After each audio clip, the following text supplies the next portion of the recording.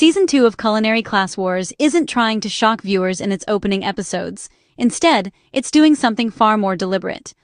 After watching episodes 1 to 3, what stands out most isn't who's winning yet, but how intentionally this competition is being rebuilt, especially through its focus on the Black Spoon chefs. Culinary Class Wars returned with its second season carrying noticeably higher expectations, and after watching the first 3 episodes, it's clear that the show isn't rushing to recreate the high of Season 1. Instead, it's carefully reconstructing its core idea, the class divide, with more patience, more pressure, and a sharper sense of hierarchy. I loved Season 1, partly because I naturally enjoy Korean variety shows alongside K-dramas. Shows like I Live Alone, Hello Counselor, and Physical 100 work for me because they balance personality with structure, and Culinary Class Wars stood out for doing exactly that within a culinary format. What truly made Season 1 memorable was its planning and execution, and Chef Edward Lee became a personal favorite because of how calm, grounded, and skill-focused his presence was. Since then, I've continued enjoying food-focused variety content through Please Take Care of My Refrigerator, which set my expectations for Season 2 very clearly. Episodes 1 to 3 of Season 2 are primarily centered on Black Spoon elimination rounds, reducing a very large pool of anonymous contestants into a more focused and competitive group. On paper, this could have felt repetitive, but in practice it works because of the quality of the chefs being filtered through. The Black Spoon contestants introduced so far feel genuinely innovative, technically capable, and deeply connected to what they're cooking. What stood out to me most is how personal references are allowed to surface naturally through the food, memories, experimentation, and individual identity translated directly onto the plate. Even as someone who isn't a core non-vegetarian, I found myself wanting to try many of the dishes, simply because the intent behind them was so clearly communicated. The food here feels expressive rather than performative, and that sincerity gives these early episodes real weight.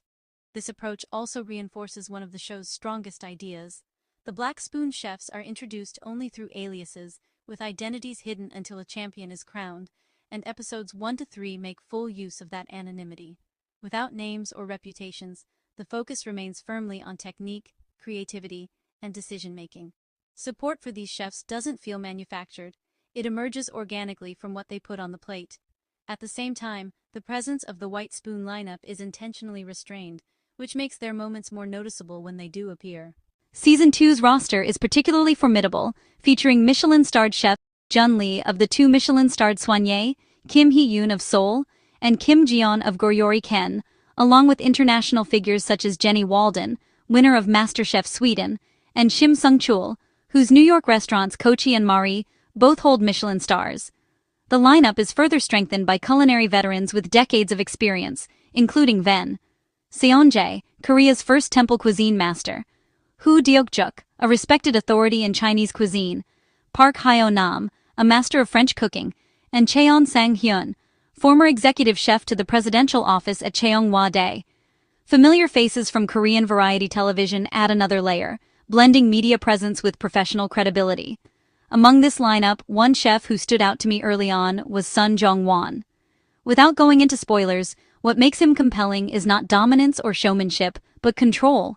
Whatever he does feels measured and inevitable, as if it's being done exactly the way it should be done. He doesn't attempt to command attention, yet his presence feels steady and assured. I usually find myself naturally supporting underdogs in competition formats like this, but in his case, that distinction fades. The appeal comes from composure rather than narrative positioning. Quite simply, watching him makes me think that I would genuinely love to taste his food one day, not because of hype, but because of the confidence and clarity with which he approaches his craft. The ending of episode 3 marks a clear transition point. Without spoiling anything, the competition feels poised to move from filtration to confrontation, and the pause at this moment appears intentional.